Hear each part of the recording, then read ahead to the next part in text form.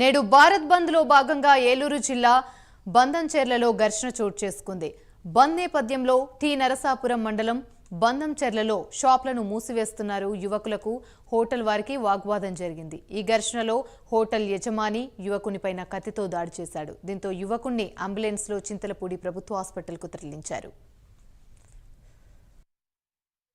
రాష్ట్ర వ్యాప్తంగా నిరసన తెలియజేస్తున్నాం. ఎస్సీ ఎస్టీ వర్గీకరణ చేయొద్దు, అందరూ ఒకటే అని చేయొద్దని మేము నిరసన తెలియజేస్తున్నాం.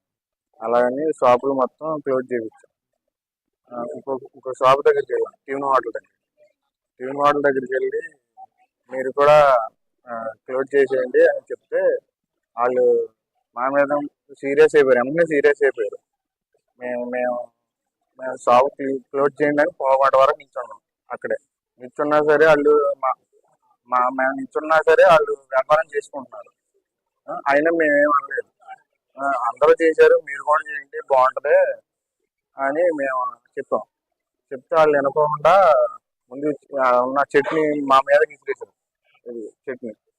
చట్నీ విసిరేసిన తర్వాత ఆ ఉల్లిపాయల గోధుమ షాక్తో నా మీద దాడి చేశారు.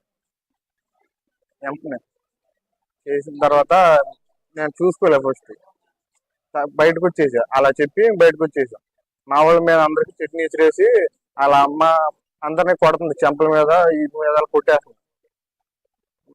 మేము తర్వాత నేను చూసుకోలే, అసలు నాకు ఏం జరిగిందో కూడా తెలియదు.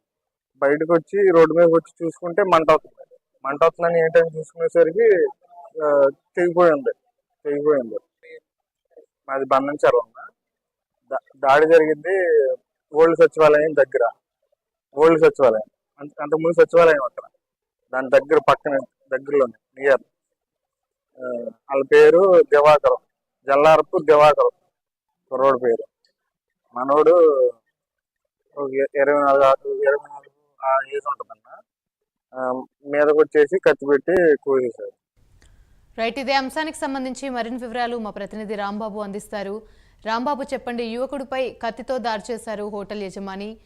బంద్ నేపథ్యంలో బంద్ ఉందని షాప్ మూసేసే క్రమంలో దీనికి సంబంధించి పూర్తి అప్డేట్స్ ఏంటి? ప్రస్తుతం అతని పరిస్థితి ఎలా ఉంది? Thank you Amani. ఈరోజు ఎస్సీ వర్గీకరణకు సంబంధించి భారత్ బంద్ కొనసాగుతుంది. ఈ నేపథ్యంలో ఏలూరు జిల్లా టి నరసాపురం మండలం బందంచెర్ల గ్రామంలో ఒక చిన్న ఘర్షణ వాతావరణం చోటు చేసుకున్న పరిస్థితి ఉంది. ఏదైతే బంద్ కొనసాగిస్తున్న కొంతమంది యువకులు వచ్చి అన్ని బంద్ ఉన్నాయి కాబట్టి షాపులన్నీ మూసేయాలని చెప్పడం జరిగింది. ఈలోపు టి నరసాపురం మండలం బందంచెర్ల గ్రామంలో దివాకర్ అనే వ్యక్తి చిన్న హోటల్ నడుపుకుంటున్న హోటల్ పెట్టుకుని జీవనం కొనసాగిస్తున్నాడు. ఇతను బంధు ఉంది అని వీళ్ళంతా వచ్చి మూసేయమని చెప్పినప్పుడు కూడా కొంతసేపు వరకు అతను షాపు ముయ్యకపోవటం, షాప్ లో వస్తువులు పాడైపోతాయి కాబట్టి నేను ముయ్యనని చెప్పడం, అలాగా కొద్దిసేపు అయిన తర్వాత అయినా మళ్ళీ వచ్చి వాళ్ళు అందరూ మోస్తున్నారు, మీరెందుకు ముయ్యరంటూ ప్రశ్నించడం, అలాగలా చిలికి గాలి వాళ్ళలాగా మారి ఇరువురి మధ్య ఘర్షణ వాతావరణం చోటు చేసుకుంది. అప్పుడు దివాకర్ పవన్ అనే యువకుడి పైన అక్కడున్న కత్తితో దాడి చేయడం జరిగింది.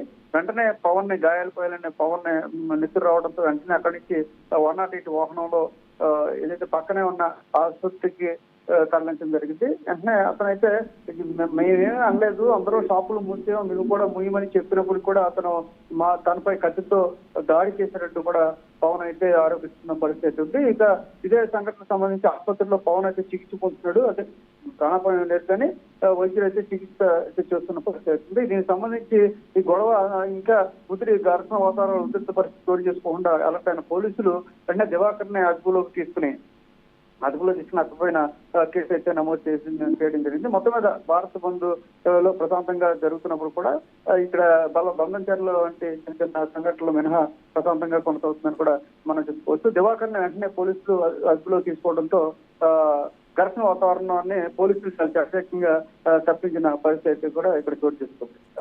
Thank you Rambabu.